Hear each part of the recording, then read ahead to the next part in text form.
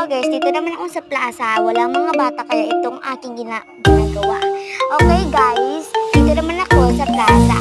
Pista noon sa amin, pero ngayon hindi na kasi March pa noon eh. Ano na tayo, pero March 10 at 9 noon. Pero pista din namin. Gusto ko na magkwento sa inyo, pero mahaba na kasing oras ngayon kasi init, tag-init. Wala lang ang bata dito, diba? Kahit isa, ako lang bata dito, kaya please subscribe ako.